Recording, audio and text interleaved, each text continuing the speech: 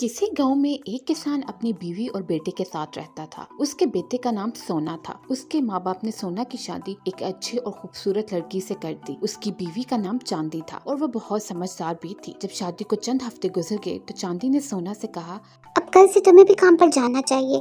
ये अच्छा मालूम नहीं देता कि तुम्हारे अब्बा इतनी उम्र में काम करें और हम सब मिलकर खाएं। शादी से पहले की बात और थी, अब लोग सुनेंगे तो बातें बनाएंगे कि बूढ़े बाप को घर का बोझ उठाना पड़ता है।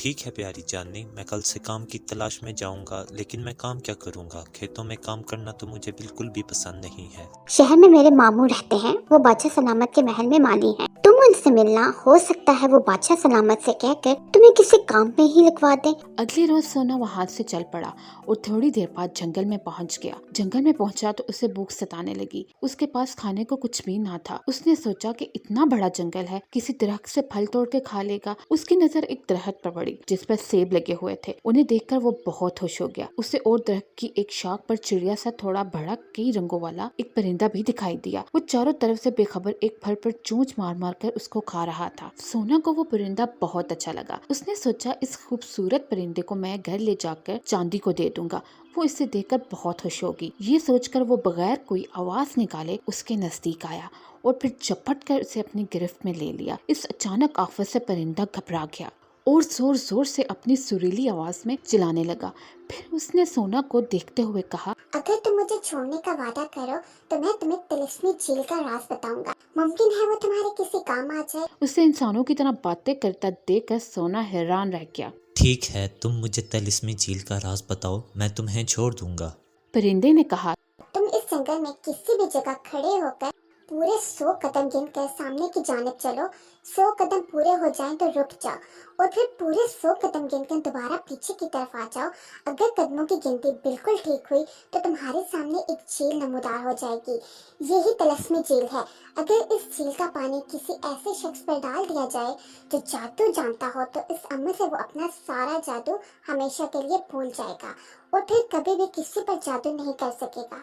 इसके अलावा उसने जिस जिस पर भी अपना जादू किया होगा उन लोगों पर से भी उसका जादू का असर खत्म हो जाएगा। सोना को ये बात बहुत अजीब सी लगी।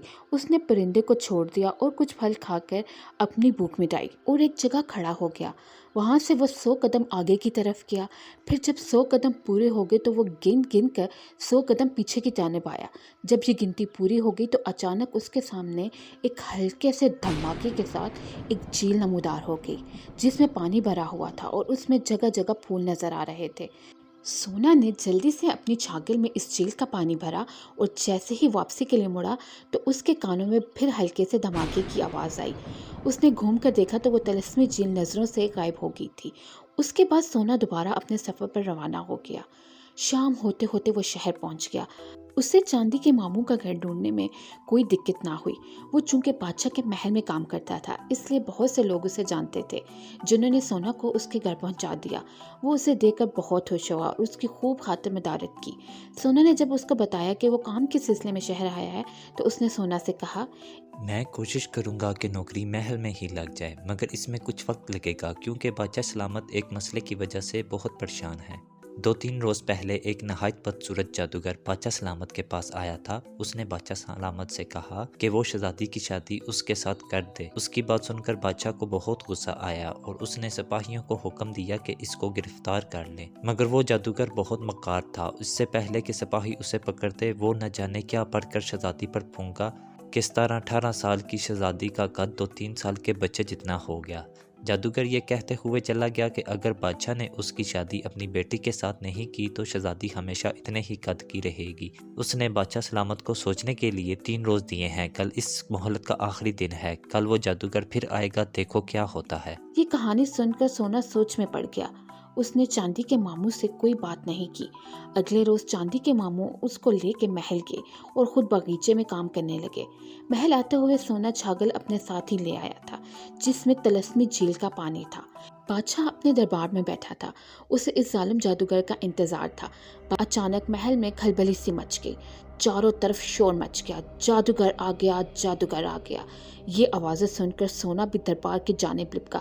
सबकी नज़रें इस उठते हुए जादूगर पर लगी हुई थी, जो महल में दाखिल होकर बड़े दरबार में दाखिल हो गया था। वहाँ उसने एक अजीबो गरीब शक्ल वाले शख्स को देखा, जो बादशाह के सामने खड़ा था और उसके चेहरे पर एक शैतानी मुस्कुराहट थी।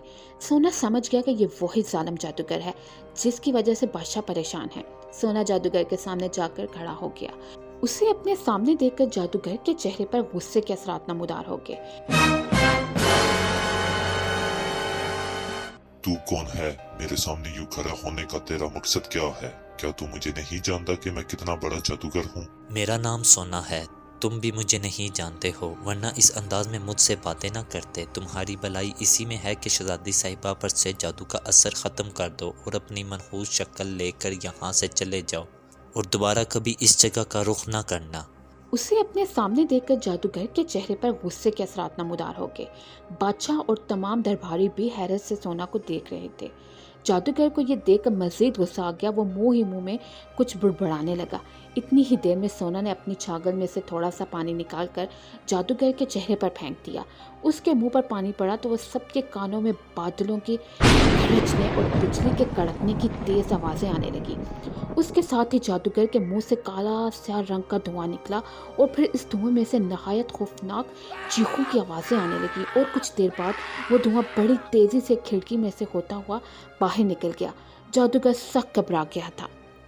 वो फटी फटी आंखों से सोना को देखने लगा। बदबख्त जादूगर, मैंने तुम पर तिलिस्मी झील का पानी फेंक दिया है। अब तुम जिंदगी भर किसी पर जादू नहीं कर सकोगे। बादशाह सलामत, अपने सिपाहियों को हुक्म दीजिए कि वो इस नामुराद जादूगर को गिरफ्तार कर लें। अब ये किसी को नुकसान नहीं पहुंचा सकता। ऐन उसी वक्त फिजा में सांस से बजने लगे। सब लोगों ने चौंक कर देखा। दरबार की छत से छोटे छोटे सुनहरी बेहद चमकदार सितारे गिरना शुरू हो गए। इन सितारों ने शहजादी के गिर्द हिसार बना लिया और इसके चारों तरफ घूमने लगे और फिर अगले ही लम्हे शहजादी का कद पहले ही जैसा हो गया। जादू का असर ख़त्म हो गया था। बादशाह के हुक्म पर जादूगर को सिपाहियों ने गिरफ्तार कर लिया और उसे जेल में डालने के लिए अपने साथ ले गए। शहजादी ने जब देखा कि उस पर से जादू का असर ख़त्म हो गया है और उसका कद फिर पहले जैसा हो गया है तो वो खुश हो गई। सारा दरबार मुबारक सलामत और मरहबा मरहबा के नारों से गूंजने लगा। बादशाह के पूछने पर सोना ने अपनी पूरी कहानी उसे सुना दी। बादशाह उसका बहुत एहसानमंद था और फिर सब लोग हंसी खुशी ज़िंदगी गुजारने लगे।